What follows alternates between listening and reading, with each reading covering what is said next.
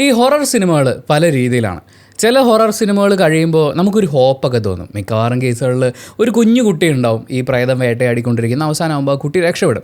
അപ്പോൾ നമുക്കൊരു സമാധാനം ഫീൽ ചെയ്യും. വേറെ ചില കേസിൽ ഒരു ഹോപ്പും തരാതെ, അതായത് മുഴുവൻ ആൾക്കാരെയും കൊന്ന് തിന്ന് തീർത്ത് കഴിയുമ്പോഴേക്കും സിനിമ തീരുന്നു എന്ന് പറയുന്ന പോലത്തെ ചില ഹൊറർ സിനിമകളും ഉണ്ടാവാറുണ്ട്.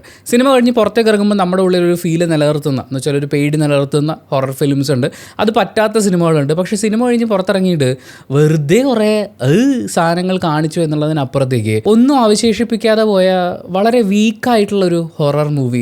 ശരിക്കും പറഞ്ഞാൽ വയ്യാത്ത മമ്മി എന്നാണ് ഈ സിനിമയ്ക്ക് പേരിടേണ്ടതെന്ന് എനിക്ക് തോന്നിപ്പോയി.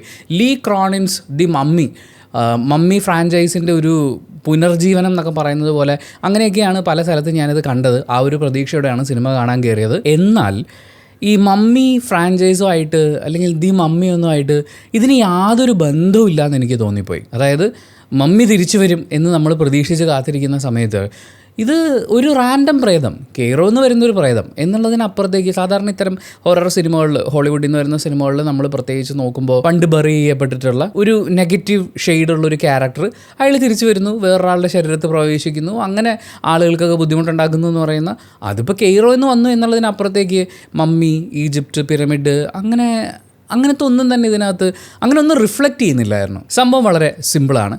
കെയ്റോയിൽ ജീവിക്കുന്ന സമയത്ത് അമേരിക്കൻ പൗരത്വമുള്ള 2 പേര്, ഭാര്യ ഭർത്താക്കന്മാർ, അവർക്ക് 2 മക്കളുണ്ട്. അതിൽ മൂത്ത മകളെ ഒരു സുപ്രഭാതത്തിൽ കാണാതാവുന്നു. അവളെ ആക്ച്വലി കടത്തിക്കൊണ്ട് പോകപ്പെടുകയായിരുന്നു. പക്ഷേ അവളെ കണ്ടെത്താൻ അവർക്ക് പറ്റുന്നില്ല. ബ്ലാക്ക് മാജിക്കും പരിപാടിയൊക്കെയുള്ള ഒരു ലേഡിയാണ് ഇവരെ തട്ടിക്കൊണ്ട് പോയിട്ടുള്ളത്. 8 വർഷത്തിന് ശേഷം അവർ പിന്നീട് അമേരിക്കയിലേക്ക് മൂവ് ചെയ്തു. അവിടെ വെച്ചിട്ട് അവർക്കൊരു ഫോൺ കോൾ വരികയാണ്, നിങ്ങളുടെ മകളെ കണ്ടെത്തിയിട്ടുണ്ട്. പക്ഷേ കണ്ടെത്തിയത് ഒരു മമ്മിയെ കൊണ്ടുപോകുന്ന പെട്ടിക്കകത്തായിരുന്നു. അതിനുശേഷം എന്ത് സംഭവിക്കുന്നു എന്നുള്ളതാണ് നമ്മൾ ഈ സിനിമയിൽ കാണുന്നത്. ഇതിൻ്റെ സൗണ്ട് പരിപാടികളൊക്കെ രസമായിരുന്നു എന്ന് വേണമെങ്കിൽ പറയാം. സെയിം ഓൾഡ് ടെക്നിക്കുകളൊക്കെ തന്നെയാണ്. വളരെ ലൗഡായിട്ടുള്ള സൗണ്ട്, പെട്ടെന്ന് അവിടുന്ന് ഇവിടുന്നൊക്കെ സൗണ്ട് കയറി വന്ന് നമ്മളെ ഞെട്ടിക്കുക.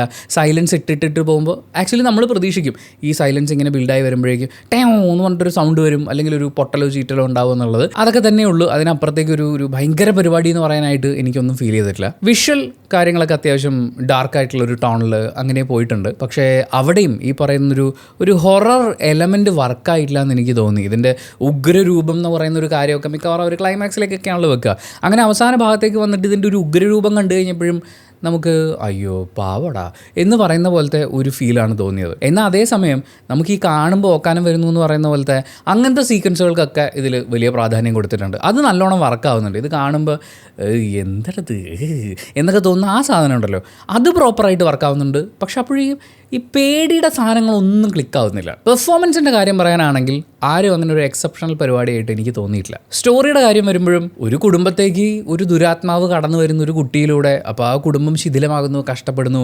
അവസാനമാകുമ്പോഴേക്കും ഇവരെ രക്ഷിക്കാൻ വേണ്ടിയിട്ട് ആളുകൾ കൂടുന്നുണ്ടെങ്കിലും അങ്ങോട്ടും ഇങ്ങോട്ടും ഒക്കെ കുറേ ആൾക്കാർ കൊന്ന് മരിച്ച് രക്തം ചിന്തി അങ്ങനെ പോകുന്നു. അവസാനമാകുമ്പോൾ എന്ത് സംഭവിക്കുമെന്ന് ഇതിനു മുമ്പ് നമ്മൾ ഓരോ സിനിമകളും കണ്ട് ശീലിച്ചിട്ടുള്ളത് വെച്ചിട്ട് ഊഹിച്ചു കഴിഞ്ഞാൽ അതൊക്കെ തന്നെ ഉള്ളൂ. നമ്മൾ ഈ മമ്മി എന്നുള്ള പേര് കേൾക്കുമ്പോൾ നമ്മൾ പ്രതീക്ഷിക്കുന്ന കുറച്ച് ഈ ഹിസ്റ്റോറിക് സാധനങ്ങളുടെയൊക്കെ ഒരു കണക്ഷനും സംഭവങ്ങളൊക്കെ ഉണ്ടല്ലോ, അതൊന്നും ഇല്ലാന്നേ. എന്നിട്ട് ഇതെല്ലാം കഴിഞ്ഞ് ക്ലൈമാക്സിലേക്ക് വരുമ്പോൾ അച്ഛൻ കൊണ്ട വെയിലാണ് ഒരു കുടുംബത്തിൻ്റെ മഹത്വം എന്ന് പറയുന്ന പോലെ, അമ്മയുടെ പ്രതികാരം എന്ന് പറയുന്ന പോലെ, അങ്ങനെയുള്ള കുറേ ഇമോഷണൽ കാര്യങ്ങളിലേക്ക് ഇതിനെ ഒന്ന് ചുരുക്കാനുള്ളൊരു ശ്രമം ഉണ്ടായിരുന്നു. അതും വർക്കായിട്ടില്ല.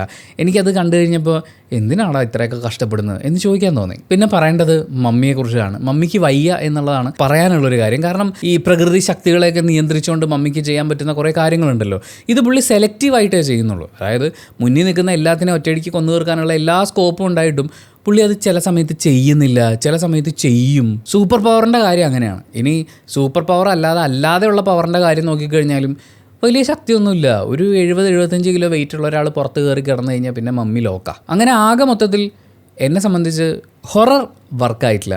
ഇതിൻ്റെ ഒരു ഹിസ്റ്റോറിക്കൽ എലമെൻറ്റുകൾ, ഇത് മമ്മി ഫ്രാഞ്ചൈസിൽ വരുന്നതാണ് അല്ലെങ്കിൽ അതിൻ്റെ ഒരു പുതുയുഗ പിറവിയാണെന്നൊക്കെ പറയാനുള്ള അങ്ങനത്തെ ഒന്നും തന്നെ ഫീൽ ചെയ്തിട്ടില്ല. ടെക്നിക്കലി ആണെങ്കിലും അത്ര സൗണ്ടായിട്ടുള്ള, ഇവർ ചെയ്തു വെച്ചേക്കുന്നൊക്കെ കൊള്ളാം. പക്ഷേ സിനിമ കഴിഞ്ഞ് പുറത്തിറങ്ങുമ്പോൾ ഞാൻ എന്തോ ഒരു പരിപാടി കണ്ടു എന്ന് പറയുന്ന പോലത്തെ ഒരു ഫീല് വേണ്ടേ, അങ്ങനത്തെ ഒരു ഫീലും ഇല്ല. പക്ഷേ ഞാൻ ഈ പറഞ്ഞത് മുഴുവൻ എൻ്റെ പേഴ്സണൽ ഒപ്പീനിയനാണ്. മമ്മിക്ക് വയ്യ എന്നുള്ളത് എനിക്കാണ് ഫീൽ ചെയ്തത്. നിങ്ങൾക്ക് ചിലപ്പോൾ ഇതൊരു ഗംഭീര പടമായിട്ട് ഫീൽ ചെയ്തിട്ടുണ്ടാവും. ഇതൊക്കെയാണ് സിനിമ, ഇങ്ങനെ ആവണം സിനിമ എന്ന് ചിലപ്പോൾ തോന്നിയിട്ടുണ്ടാവാം. അങ്ങനെ ഉണ്ടെങ്കിൽ ദയവ് ചെയ്ത് അത് കമൻറ്റ് ബോക്സിലൊന്ന് രേഖപ്പെടുത്തണം. ഓരോ സിനിമയും തിയേറ്റർ കണ്ട് വിലയിരുത്തപ്പെടാനുള്ളതാണ്. ഈ സിനിമയും അത് അർഹിക്കുന്നുണ്ട്. അങ്ങനെ തിയേറ്റർ കണ്ടിട്ടുള്ള ഒരാളാണ് നിങ്ങളെങ്കിൽ നിങ്ങളുടെ അഭിപ്രായങ്ങൾ കമൻറ്റ് ബോക്സിൽ രേഖപ്പെടുത്തുക. കമൻറ്റ് ബോക്സും കൂടി വായിച്ചിട്ട് സിനിമയ്ക്ക് പോകണോ വേണ്ടോ തീരുമാനം എടുക്കാൻ കാത്തിരിക്കുന്ന കുറേ ആളുകളുണ്ട്. അവർക്കതൊരു വലിയ സഹായമായിരിക്കും. എന്നെ സംബന്ധിച്ച് മമ്മിയെ കൊണ്ട് ഇറങ്ങിയ ആൾ ചമ്മി എന്ന് പറയുന്ന പോലത്തെ അങ്ങനെയാണ് ഇതിൻ്റെ ഒരു ഒറ്റ ലൈനിൽ എനിക്ക് പറയാനുള്ളത്. അപ്പോൾ thank you so much for watching this video. Video ഇഷ്ടപ്പെട്ടാൽ മാത്രം ലൈക്ക് ചെയ്യുക, ഇഷ്ടപ്പെട്ടിട്ടില്ലെങ്കിൽ എന്തുകൊണ്ട് ഇഷ്ടപ്പെട്ടില്ല എന്ന് കമൻറ്റ് ചെയ്യുക. ചാനൽ സബ്സ്ക്രൈബ് ചെയ്യുന്ന കാര്യവും ഹൈപ്പ് ചെയ്യുന്ന കാര്യമൊക്കെ പരിഗണിക്കുക.